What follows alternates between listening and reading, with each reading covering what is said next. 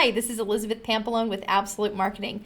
Today I'm going to teach you how to create 1 year of marketing content in 5 days.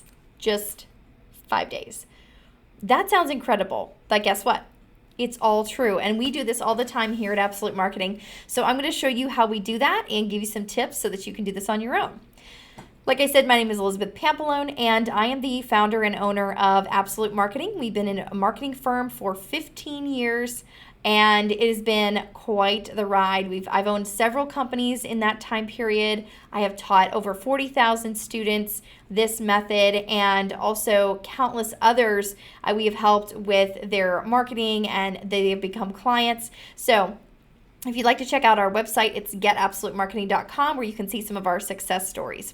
So first things first, when we talk about marketing and when I talk about marketing content, I actually mean there are 5 pillars. And this really sets up one pillar for each day, which makes it super simple. So if you have a pen and paper, I'm going to write these down and get them all laid out so that you can see this visually. I really believe that seeing something visually that you've written down yourself so helps you to remember it, not number one, and number two, to solidify it in your mind as a picture. So I could put up a ton of slides, but I'd prefer for you to write it so you get that visual that's that way, and you get that connection to the thing in your brain that says, hey, I wrote that down one time. And then also having that thing that says, I remember this as a picture. Some people have photographic memories, so this helps that in that way as well. So first thing we're going to write down is branding. That's actually day one. And when we create a brand on day one, what I do with my clients is I like to help them to discover who they are as a brand. And by that I mean we really want to hone in on who are you, what do you do, and who do you serve. So if we know those 3 things, who are you? Like, what are you like internally?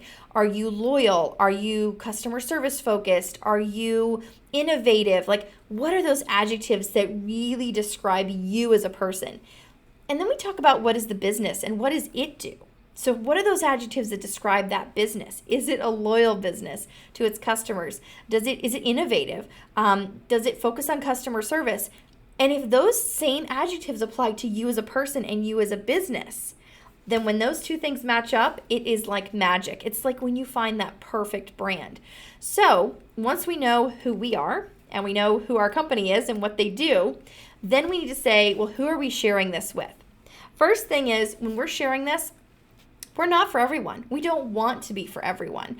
That is how we get in trouble in marketing. So what we need to do is say, who are we for? And then really hone in on that. It might seem like we're limiting ourselves, but we're really not. We are actually giving ourselves the best chance with our best clients. Now, will we find every single client the same every single time? Meaning, will we find our ideal client every time we go out and look for them? No, probably not. We'll probably find a lot of people who aren't our ideal client. Does it mean we can never serve those ideal clients? No, we can absolutely serve the non-ideal clients. Will it be more work? Maybe. Will it give us a little bit of a disgruntled feeling because we're not doing our true passion? Maybe. But it does help us to actually figure out, I loved working with that person, but they weren't my ideal client, and it made it more difficult for me to perform the perfect service for them or my best offering for them. So what we want to do is use those opportunities to see where our ideal clients really lie. Even if we think they're over here in group A, they might actually be in group B. And maybe that'll actually also give us a chance to say, we had ruled out this group of people over here because we thought it might be too difficult, or we thought we might not be able to offer them what we really feel that we should. But in actuality, we actually can help them even better than we can group A or B. So there's a lot of things there that you can do. So when you're looking to really get that connected brand going, which is what I like to call branding, so creating that connected brand, we want to make sure we know who we are, what we do, who we're sharing it with. And even if we say right now, here's who I'm sharing it with, that may change over time, and that is perfectly fine. But we want to start with something. We want to start with a foundation that's solid that we can always look back to, so that if we get in trouble and we kind of go off path a little, go off script a little bit, we can come right back to that brand and say, who is our target market? Who are we really sharing this with? And then once we realize that, we can come back to that brand message and really drive that message home to the people we're speaking with. Because when you talk with people, they're not always going to be the ones that are going to be your clients, but they might know someone. And so that is why keeping on brand message is so, so important. So now that we know who we are, what we do, and who we're sharing it with, we can create that message that really resonates with that one group, that one person even, because we like to make sure that when we're writing these messages, we're not just writing to a group of people. We're writing to Sally or Jim or Pam or whoever. We're really writing to that one person so that they can really experience who we are, what we do, and say, that's for me. And when we write to one person, it's like we're having a conversation. And if you think about it right now, I'm in front of a video camera and a microphone, as you can hear. And I'm not talking to anyone. But do you feel like we're having a conversation? I know I'm talking a lot, but I want you to feel like we're having a conversation. And this really goes back to that branding, making sure that your message is clear and concise and giving it to that one person who needs to hear it. Everyone that listens to this message today will probably not want to go out and create their own brand. Maybe they already have a brand, but it really is going to resonate with the people who say, that's what I've been missing. That's what I needed. So this is for you. Another thing about branding is to create those colors and fonts and that visual that really draws that audience in. But if you don't know who your audience is, you're not going to know which colors or branded fonts to use, what your brand should look like, who it should be attracting. So once we know who it is, who we're actually serving, we can go ahead and create those colors, fonts, and that visual. And that visual is something like maybe choosing some stock photos or getting some brand photography done that really resonates with the client that we're trying to attract. For example, if you go to our website, getabsolutemarketing.com, you're going to see a lot of pictures of me, and I'm actually wearing a lot of green. So green is our branding color, and when I went to the photo shoot, I wore a green dress, and that is what became our signature color through our branding. And now every time I speak, if I'm on a call, if I'm on a video, if I'm doing a webinar, wearing green. I even have everything green in my life, pretty much. So if you look at what your branding is and you look at your colors, do you look good in that color? Is it going to resonate with your people? Sometimes when we choose colors, we think we like them. And then we say, well, that's my favorite color, or that's what I would like to see as a client. But in reality, our clients don't like that. And it might actually be turning them off to our brand. So what we want to do is we want to make sure that we're really building this brand for them and not for us. Once we actually look at that, we need to look at what the psychology of those colors is. Maybe it's that green means wealth and health and money and prosperity. But then maybe if I had chosen purple or something, which means royalty and luxury, that might not go so well with my brand for the people that I'm trying to attract. So really think about what those colors mean, and you can actually Google this under color psychology on Google, and it will help you to determine if your colors are the right ones to really give that meaning and feeling to your brand, because colors do have meaning and feeling. Even when we see them, we experience it, even if we're not paying attention. And then with the fonts, the same thing. You don't want to pick a font that is so overused and so overplayed that when people see it, they go, oh, they did it themselves, didn't they? We don't want that. We want this to look like you had a professional do it, even if you didn't. I still recommend professional help in this area because graphics and fonts can be very, very tricky unless you're a graphic designer. But you can do it yourself. Just make sure you stay away from those fonts that are overused. And if you're going to use a font that's very common, make sure that you're using one that is not in the same way that everyone else uses it. So for example, you might use Montserrat, which is a very common font, but there are different ways you can use it so that it doesn't look overused or overplayed, because it's also a very simple font, which I like. It gives you that simplistic feel that is very clean and clear and makes it feel like you're very just decisive in what you're doing and you're not over cluttering your logo. So that is branding, and it's taken us 10 minutes just to get through branding. But what I want to encourage you is that this is the foundation of everything you're doing with your business, your website, your marketing. Everything is going to be founded on this. So it's super important that you really get this really solid. So this is day number 1. I also like to write an ebook on this same day when we do this in a day with a client. And I like to make sure we do an ebook because it's like a great opt-in, whether we're doing a full ebook, a recipe book. Some of our guys that we've worked with have done like sauces. They make sauce. And so we've done recipe books for them.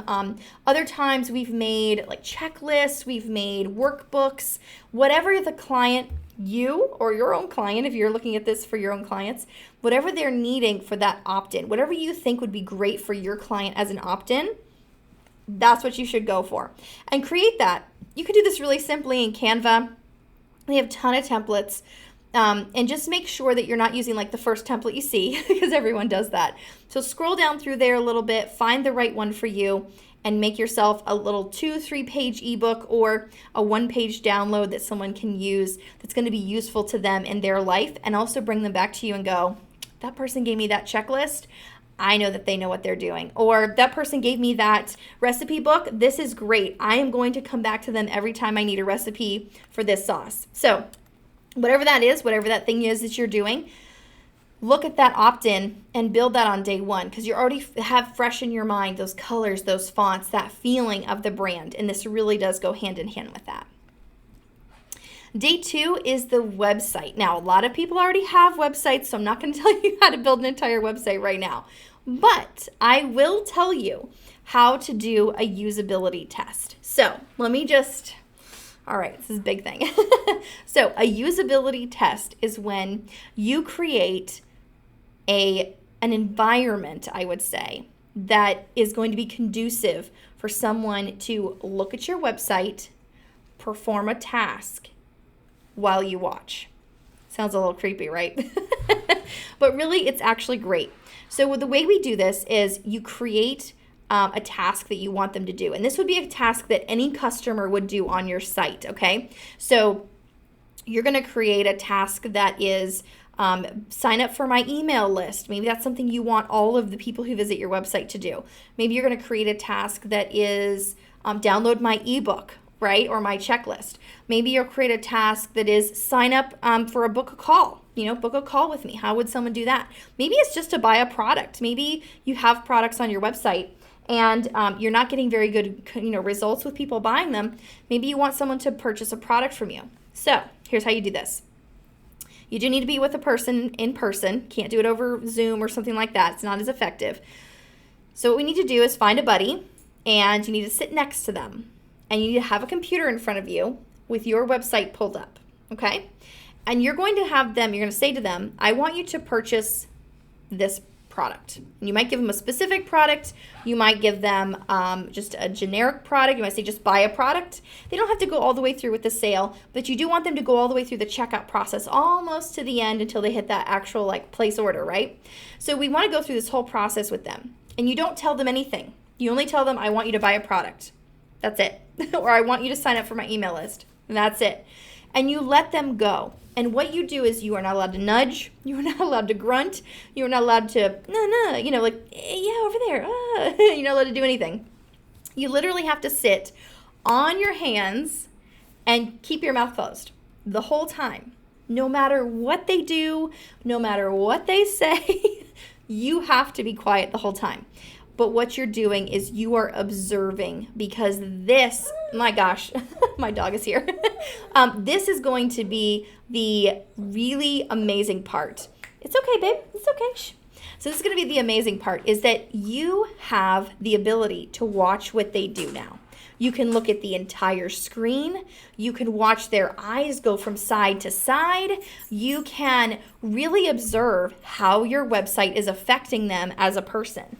Now, this is fascinating, because when they are looking at your site, they're not looking at it and saying, this is beautiful, you're my friend, I love it. They're looking at it and going, how do I do this? How do I purchase this product? How do I get from A to B, etc., right? So what you want to do is watch them. Now, when they have trouble, you make a note. When they are saying, oh, is it on the left or the right? I don't know where I am. Oh, how do I go back? When they do all those things, you make a note. Now, one person isn't going to be enough. You might need to do this a couple of times, because different people are going to perceive things differently with different, levels of expertise with the computer and things like that. You might also want someone who's a little more advanced to actually do this via phone, like via mobile or something like that, maybe a tablet or a phone, to actually see how that functions as well. So that aside, once you've observed the entire thing, Ask them how they felt during the process. Did they feel frustrated? And you're going to be able to tell this without even asking them. But you can ask just to give them that courtesy and just kind of see what their answer might be when you really know how you saw them feeling when they were in the middle of it. But when you do this usability test, it really shows you all the holes. And trust me, there are holes. There are plenty of holes in your website. Even if you're the best web designer in the world, like myself, you are still going to find holes. And that's fine. And this is what this test is for. So once you find all the holes, you need to go back and you say, here in this spot, what would have been better in this spot? What would have made it easier for you to get from A to B here where you were frustrated?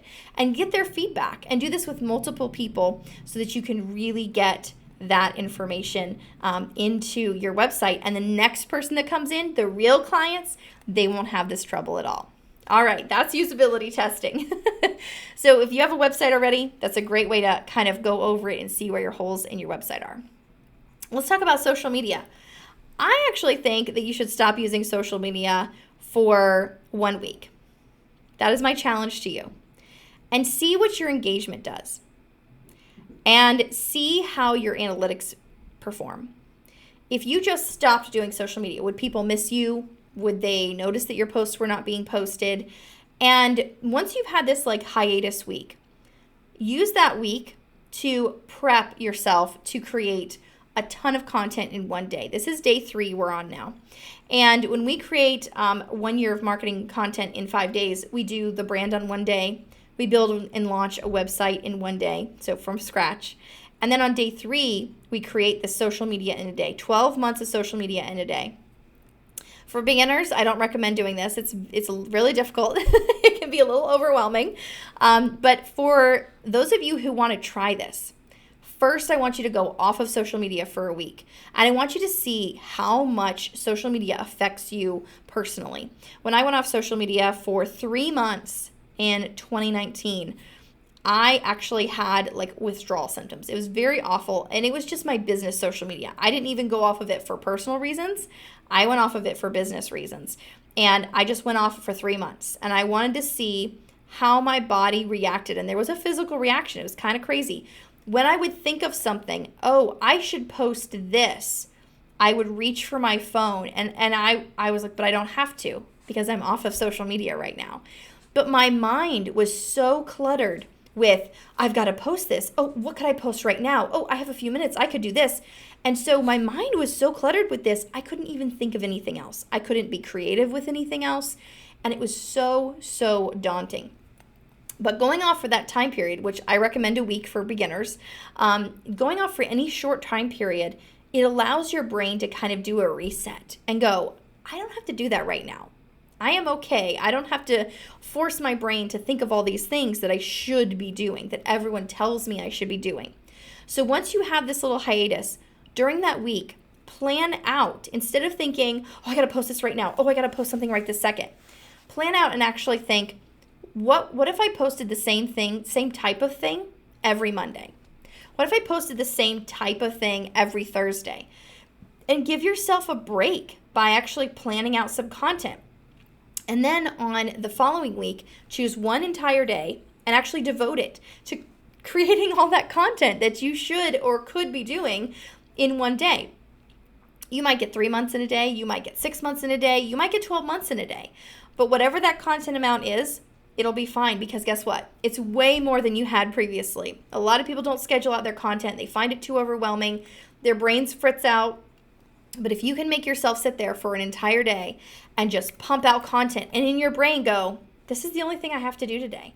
Everything else can wait 24 hours, right? Everything else can wait 24 hours.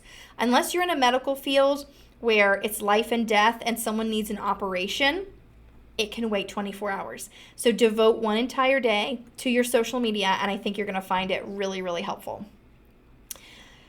Day 4 is writing, creating, designing blog posts. 1 year of blog posts. I typically like to do 12. Sometimes we'll do 24 with a client, but I find that 24 is a lot. It's a bit much. So 12 is great. What if you could write a blog post in 10 minutes? I mean, who wouldn't want that? It's like 10 minutes and you're done. So what I did was I created like an opt-in, which we put into my membership for free. And it is called How to Create a Blog Post in 10 Minutes. And basically, you're writing simple structures, right? We're not writing research papers here. We're not creating, the big, booklets or anything like that. We're not writing books here. We are just writing simple structure blog posts on things we already know about. And we might research a little here or there, but very little bit. So we want to write about what we already know. And what I like to do is take my FAQs. Most people's FAQs are a great way to start blogging. You could take an FAQ that you've already written the answer to. I bet you could go on, especially if it's in your field, you could go on about that for like 10 minutes. What if you're a better speaker, sometimes people are, like myself, what if you just dictated it to your phone? And how did that sound? Maybe you dictate it to Siri. Maybe you dictate it into your computer. Maybe you use a program that takes a video and does a transcript of it. So anyway, however you're going to do that, you could do it by voice and have it dictated. You could write 3 paragraphs in 10 minutes and have an opening paragraph on the subject, your body, your meat of the subject in the middle, and have your 3rd paragraph be a closing paragraph. Doesn't this sound so simple, y'all? I mean, your minds are probably blown. When I first started doing this, I was like, why wasn't I doing this this way before, like forever? But when I first started doing it, I realized that this was such a goldmine for me, just personally, time-wise. And I realized that doing these short, quick blog posts, doing these social media posts ahead of time, making sure my website was usable by others, and making sure my brand was connected, it just made so much of a difference in my business. So then the 5th pillar is email marketing. How many of you are actually doing email marketing? Show of hands. Anybody? Anybody doing email marketing? That's what I thought. This is one of the ones that gets left off. This is one of the ones that gets left to the wayside, pushed off. I don't know how to do that. I don't know where those things are. I don't know what program to use, whatnot. So I'm going to teach you how to do simple email marketing in a day, all right? Super, super easy. Do you have a blog? Well, we just wrote one, right? So you have a blog now. That blog gives you what's called an RSS feed. Secret, you can take that RSS feed, you can drop it into your email marketing program. Trust me, all of them do this. And you can actually have your blogs automatically sent out from your email for you. When your blog posts, that email goes out for you. Isn't that insane? So now you all not only have your blog posts that are up on your website giving you that great SEO, they're also going out as an email. And you only had to do it one time. You set this RSS thing up once, you're done. That's it. Automated. Done, babe. That's it.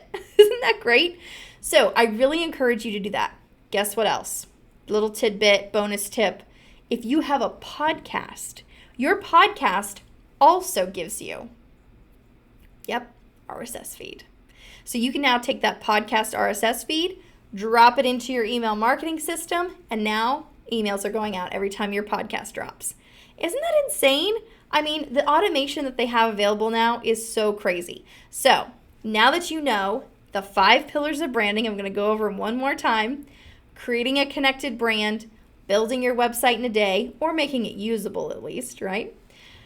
Day 3 is to create 1 year of social media posts in a day, which 3 months, 6 months, you can do that in a day. That's even better. Like just whatever you can get in, let's get it in and schedule it. Don't forget about scheduling it. Now, day number 4 is about blogging. We want to make those short, quick blog posts. Maybe they're lists, maybe they're 3 paragraphs, things that we already know about. Maybe they're from our FAQs. Just get those in and get those scheduled so that they're running every single month. Day 5 is creating that email marketing list. And once you get those RSS feeds in there, you're done. You can always send more emails. It's always great to send more emails. Maybe there's an upcoming event or whatnot, but don't worry about it. You don't have to send an email every week that's written by yourself about current events. You can just automate those emails to get you started and get those emails pumping out there for you. So I hope this has been helpful to you. This is how I create 1 year of marketing content in 5 days. And I am so grateful for the opportunity to share this with you. Thank you so much, and we will see you next time.